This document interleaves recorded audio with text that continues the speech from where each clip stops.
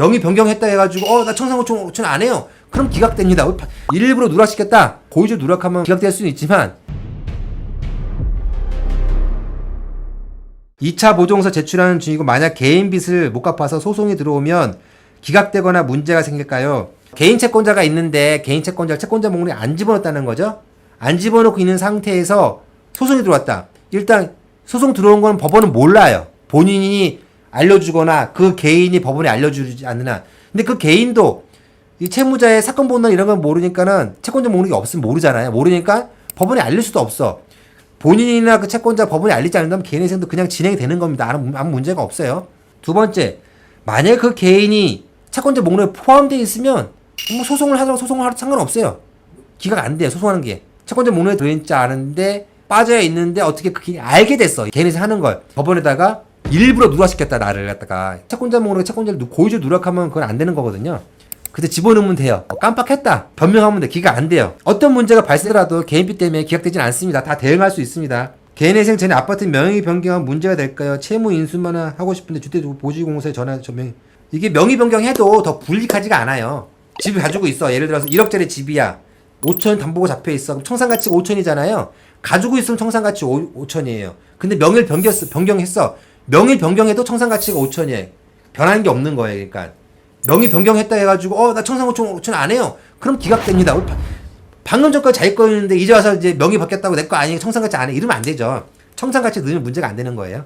명의 변경해도 괜찮습니다. 청산가치만 넣으시기만 하면 되는 거예요. 한 달만 연체하고 이거 빚은 5천 정도. 재산이 아파트 2억짜리 했습니다. 이것 때문에 힘들다고 하는데 방법이 없는 건 거예요. 집은 실거주라 팔 수도 없는데 힘드냐. 원래는 이제 재산이 빚보다 많으면 안 되는데 개인 워크아웃에서는 공제재산 가액이라고 그래가지고 뭐 서울 같은 경우에는 2인 가구면은 1억 6,500만 원까지 재산에서 빼줘요. 그러면 2억이다 서울이다 그러면은 3,500밖에 2억에서 1억 6천 빼면 2인 가구만 되더라 하더라도 신청할 수는 있죠. 신청할 수 있는데 채권자가 동의를 안 할 수가 있는 부동의.